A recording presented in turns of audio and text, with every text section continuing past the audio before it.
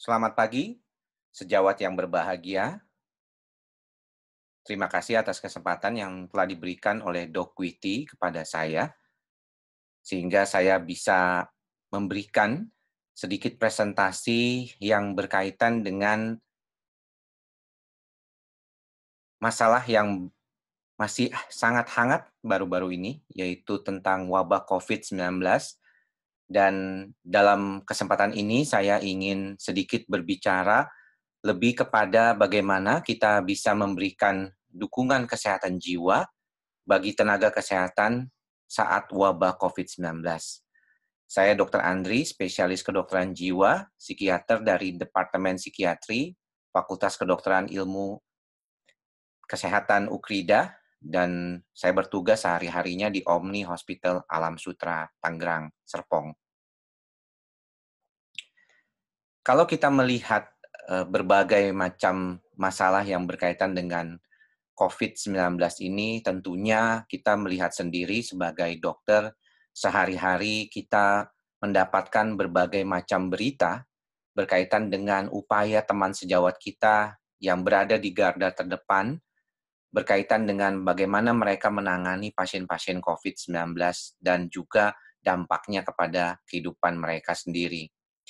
Tentunya stigma yang terkait dengan hal ini juga seringkali dikaitkan dan dalam beberapa kali kita melihat postingan teman-teman dalam seragam ataupun dalam alat proteksi dasar yang mereka gunakan, itu seringkali beberapa di antaranya yang harus bekerja di ICU atau di tempat yang sangat risiko tinggi, itu menggunakan alat perlindungan yang membatasi gerak, ya. Dan hal ini bisa membuat masalah terkait dengan bagaimana mereka bisa menangani orang-orang tersebut juga. Kondisi stres juga pada tenaga kesehatan dikaitkan dengan kesiagaan dan kewaspadaan yang terus-menerus. Dan beberapa di antaranya berkaitan dengan prosedur ketat yang melarang tindakan spontan dan sesuai pilihan. Jadi apa yang dialami oleh teman-teman ini tentunya tidak selalu berkaitan dengan kondisi yang mereka pilih sehari-hari, tetapi banyak juga dikaitkan dengan kondisi yang seharusnya saat itu terjadi. Dan tuntutan pekerjaan yang lebih tinggi, termasuk waktu kerja yang lama, sehingga tidak heran kita melihat ada beberapa yang meminta segera untuk dilakukan rolling ya, karena memang beban pekerjaan ini sangat berat. Dari hari ke hari kita melihat pengumuman dari jumlah pasien COVID-19 yang terus meningkat dan juga beberapa di antaranya sudah berguguran.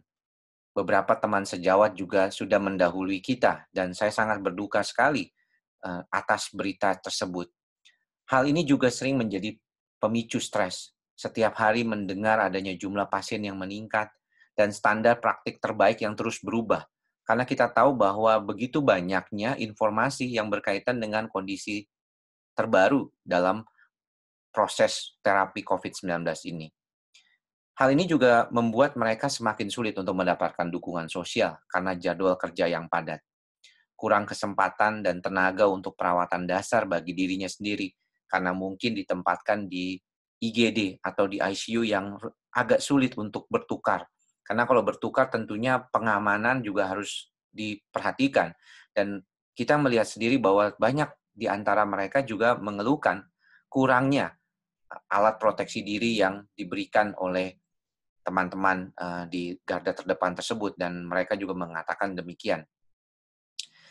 Ada juga beberapa kurang informasi terkait paparan jangka panjang pada orang-orang yang terinfeksi COVID-19 ini.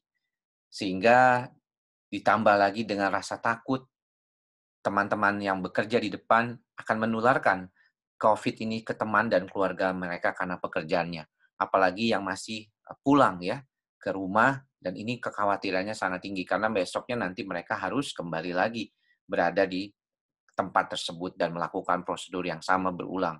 Jadi ketika orang lain menghindari, malah mereka berada di tengah-tengah. Ini di luar daripada biasanya kondisi yang berkaitan dengan bagaimana mekanisme adaptasi stres di otak juga berpengaruh terhadap hal ini. Biasanya kan kita itu punya dua yaitu whether we fight or flight, ya, atau kita berhadapan atau kita lari dari stres. Tetapi kondisi seperti ini tentunya mau tidak mau buat mereka harus berhadapan dengan kondisi yang ada. Kalau kita melihat stress level dari kondisi seorang yang normal, yang awalnya mungkin bisa dikaitkan dengan kondisi yang inaktif atau terlalu sedikit. Ya, kalau kita melihat di grafik ini, mungkin kita ini berada pada yang hijau, ya. Kemudian kalau kita berada pada kondisi optimum stres, mungkin beberapa teman sejawat sering juga ada dalam kondisi seperti ini, di mana terdapat kondisi fatigue, ya, yang kuning ini.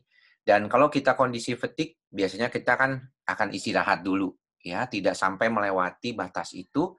Dan kemudian kalau misalnya kembali lagi ke kondisi awal, kita bisa punya optimal yang baik kembali di dalam bekerja. Namun sayangnya seringkali pada kondisi seperti wabah ini, kondisi fatigue ini akan terus masuk ke kondisi exhausted, ya, di mana terlalu banyak stres yang ada dan akhirnya menyebabkan kondisi-kondisi bukan hanya kelelahan secara fisik, tetapi masuk ke kelelahan secara mental atau kita sebut gejala-gejala yang mulai ke arah breakdown. Nah, extreme stress atau istilahnya burnout ini sebenarnya di beberapa penelitian terakhir mulai dikatakan memiliki gejala yang hampir mirip dengan depresi. Jadi tidak heran bahwa kondisi yang berkaitan dengan hal ini harus diperhatikan sebagai salah satu hal yang penting untuk kita peroleh sebagai salah satu pengetahuan untuk memahami diri kita sendiri bagaimana level stres kita pada saat ini. Kalau kita melihat gambar ini mungkin adalah gambar orang kelelahan, ya, orang yang mengalami kelelahan. Dan seringkali teman-teman yang berada di garda terdepan penanganan COVID-19 ini merasakan mereka itu kepinginnya sih kuat, ya, tetapi seringkali mereka mengalami kelelahan, ya. Dan inilah yang tentunya akan membuat kondisi yang sangat tidak nyaman buat mereka dan akhirnya membuat mereka akhirnya mengalami exhausted. Lalu apa yang bisa kita lakukan sebagai strategi untuk mempertahankan kesehatan jiwa dan raga kita sebagai orang-orang yang saat ini berada di depan? Tidak segala semua yang berkaitan dengan teman-teman yang bekerja di ruang-ruang perawatan ICU atau misalnya yang berkaitan dengan kondisi langsung di rumah sakit rujukan. Tetapi sekarang ini hampir semua teman-teman sejawat di seluruh Indonesia juga merasakan kegalauan yang sama. Ya, ketika kita berpraktek kita tidak pernah tahu apa yang kita hadapi di depan. Apalagi orang-orang ataupun teman-teman sejawat yang selama ini selalu berada di dalam konteks ketemunya pasien-pasien yang mengalami masalah infeksi misalnya. Apalagi di beberapa tempat DBD sendiri sekarang lagi musim lagi kayak gitu. Nah, apa yang bisa kita bantu untuk itu, ya? Tentunya saya lihat di beberapa waktu kebelakangan ini banyak himbauan, ya, dari teman-teman dokter spesialis, dokter umum, dokter gigi, ya, untuk mengurangi jam praktek dan juga mengurangi jumlah pasien dan juga menghimbau pasien-pasien yang tidak memerlukan untuk bisa menunda dulu proses pengobatan ke dokter saat ini. Nah, bagi kita tentunya, apalagi teman-teman yang berada di garda terdepan, di IGD, di ICU yang merawat pasien COVID, jangan lupa untuk memenuhi kebutuhan dasar, ya. Makan, minum yang cukup, tidur yang teratur, tetap pertahankan tidur minimal 5 jam. Karena kalau menurut kesehatan fisik, 5 jam itu minimal tidur, ya, supaya tidak mengalami peningkatan risiko hipertensi dan gangguan jantung. Sedangkan kalau untuk secara well-being, secara kejiwaan, itu tidur yang cukup itu sekitar 6,5 jam. Ya, jadi kalau memang masih bisa makan dan minum yang teratur, tidur yang teratur, jangan mengubah pola biologis yang selama ini terbentuk. Kalau teman-teman harus jaga malam, jangan melebihi dari 2 kali. Ya, 2 kali jaga berturut-turut. Artinya 2 kali 24 jam. Kenapa? Karena kalau sudah lebih daripada itu, apalagi teman-teman yang usianya sudah agak lanjut, ya, misalnya di atas 30-an, 35, ya, saya sudah merasakan sendiri, ketika kita sudah di atas 35 tahun itu, untuk masuk ke pola tidur yang biasa itu rada sulit, apalagi di atas 40-an seperti saya sekarang ini sudah di atas 40-an, itu agak sulit untuk mendapatkan pola tidur yang teratur kalau kita sudah mengubahnya lebih dari 3 hari berturut-turut. Jadi usahakan tidur yang cukup, karena tidur ini akan berhubungan sekali dengan imunitas ya. Imunitas kita tahu misalnya T-helper itu sangat berhubungan dengan pola tidur yang baik. Nah, lalu ambil waktu istirahat ya, time out lah kalau saya suka mengartikannya, yaitu melakukan hal-hal yang bisa menyenangkan kita, tapi tidak ada hubungannya dengan pekerjaan kita. Kita bisa membaca buku ya, mendengarkan musik, kemudian juga berbicara dengan teman yang kita bisa lakukan ya. Dan kalau misalnya kita mendapatkan waktu istirahat, kita tidak perlu merasa bersalah. Karena ada beberapa mungkin yang merasakan, aduh kok nggak enak sekali ya teman-teman sedang berjuang, penderitaan orang masih banyak, kok kita sedang istirahat. Sadarilah hal tersebut bagian dari proses Anda untuk mempersiapkan diri Anda lebih baik lagi menghadapi tantangan, ya, menghadapi tugas dan kondisi di kemudian harinya. Lalu cara ketiga adalah komunikasikanlah dengan sejawat, ya. Anda bisa bicara dengan sejawat, berikan dukungan satu sama lain ya. Seringkali wabah ini bisa mengisolasi orang dalam ketakutan dan kecemasan. Saya sendiri merasakan minggu lalu ya, ketika kasusnya sudah mulai meningkat terus-menerus, di hari Sabtu dan Minggu sejak saya pulang dari tempat saya praktek, itu saya terus membuka WhatsApp grup angkatan saya, dan ketika itu begitu banyak informasi. Bayangkan tadinya WhatsApp grup itu paling cuma 10 per hari, sekarang bisa sampai 200 sampai 300 hanya dalam waktu 2-3 jam saja. Jadi begitu banyaknya hal-hal yang berkaitan dengan kecemasan dan ketakutan yang terus-terus kita dapatkan. Nah, saling menguatkan, mendengarkan satu sama lain akan membantu juga kita mengurangi stres kita. Strategi yang selanjutnya adalah komunikasi yang konstruktif, ya. Kita tahu bahwa tanpa sadar kita sendiri sudah merasakan beban ya dalam konteks wabah ini. Begitu banyak perubahan yang terjadi di dalam kehidupan kita akibat wabah ini. Dan kita merasakan rasa optimis yang berkurang tentunya, rasa pesimis yang meningkat. Namun, sebaiknya kita berupaya untuk berbicara dengan kolega kita secara lebih jelas dan optimis, memberikan dukungan dan pujian satu sama lain ya. Kalau mereka sudah berhasil atau mereka punya sesuatu yang bisa kita puji, puji saja. Karena pujian ini bisa menjadi motivator yang baik dan mengurangi stres. Bagi masalah kita dan bagaimana cara menyelesaikan masalah hal tersebut. Ini adalah suatu kondisi yang kita sebut problem solving. Dan problem solving ini meningkatkan kepercayaan diri. Kepercayaan diri kita akan menjadi lebih baik lagi ketika kita berhasil menciptakan suasana seperti kita mampu berada dalam konteks menguasai masalah. Karena seringkali kita menjadi stres itu karena kita tidak tahu apa yang kita harus lakukan untuk mengatasi masalah kita. Dan ini penting untuk kita share dan membuat kita menjadi lebih percaya diri dan akhirnya kita bisa lebih fokus dalam menghadapi situasi stres sekarang ini. Langkah selanjutnya kita bisa menghubungi ya keluarga kita tercinta. Keluarga kita tercinta adalah orang-orang yang sangat bisa membuat kita lebih bahagia. Dukungan keluarga adalah sangat penting. Mereka bisa menjadi seolah-olah refugee atau tempat bernaung kita ketika kita merasakan tidak ada yang lagi peduli terhadap diri kita. Ya, kekecewaan, rasa tidak nyaman, itu bisa kita bangkitkan dan kita kemudian lepaskan dengan cara lebih sehat lagi. Dan video call, jika ada waktu, telepon dengan keluarga kita akan sangat membantu kita untuk membantu diri kita lebih baik lagi dan mengurangi stres. Mereka adalah tempat yang mendamaikan hati dan mudah-mudahan juga bisa dirasakan oleh mereka sebagai keluarga yang melihat kerelaan dari anggota keluarganya untuk tetap berada di depan menghadapi wabah ini. Langkah selanjutnya adalah sadari dan hormati perbedaan. Saya tahu sekali di dalam suatu kelompok atau tim seringkali kita berbeda pendapat. Ya, kita juga seringkali berbeda dalam cara mengatasi stres kita. Ada yang ngomong sembarangan, ada yang mau menang sendiri, ada yang nggak mau gantian gitu ya. Banyak sekali hal yang bisa bisa kita alami. Namun kita perlu juga menyadari adanya perbedaan dalam mengatasi stres.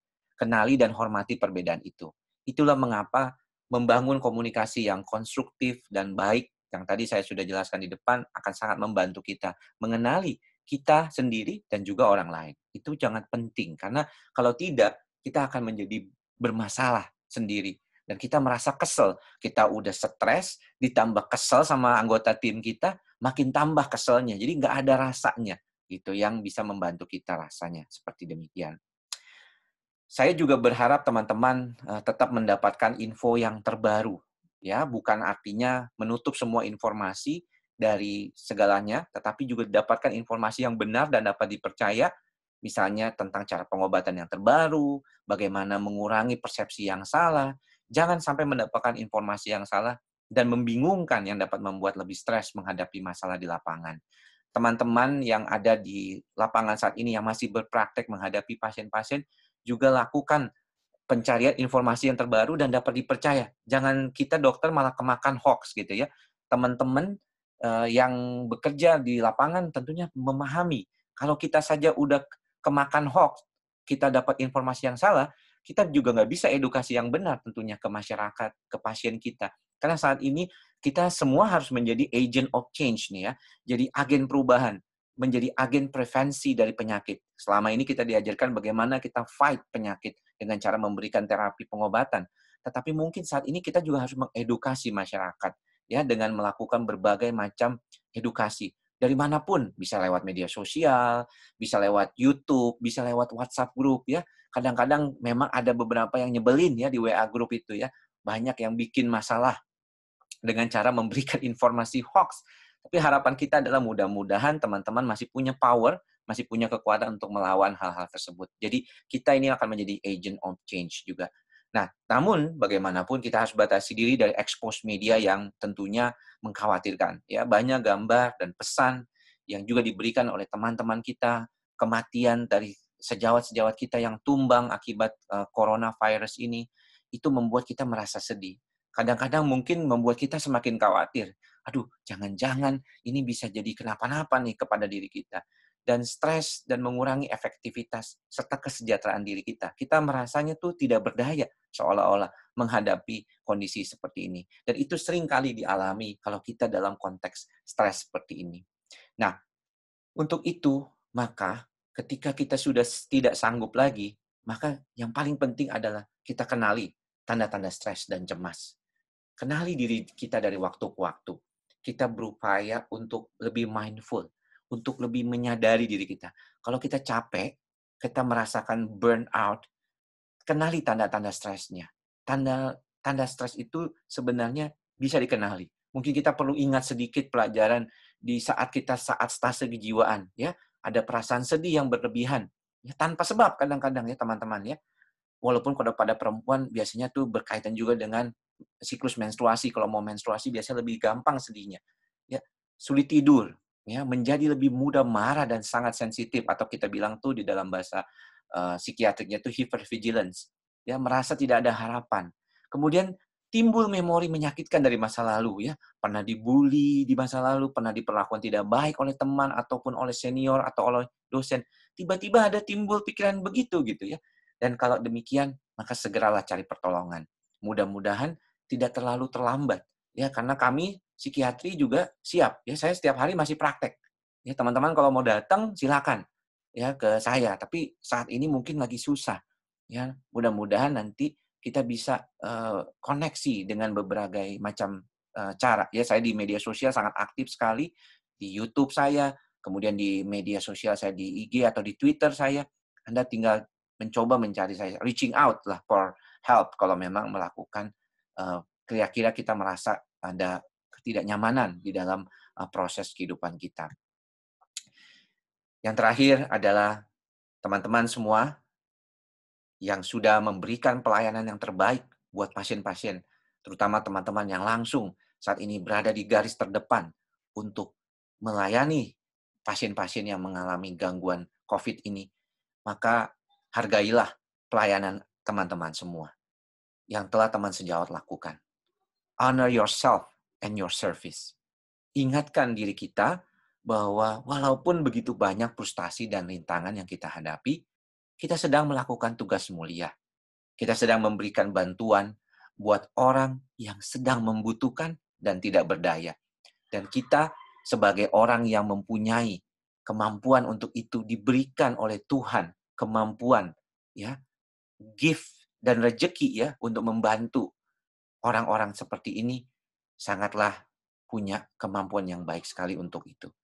Dan mudah-mudahan semuanya dari kita tetap akan membantu mereka semua demi bangsa kita yang lebih baik lagi ke depannya.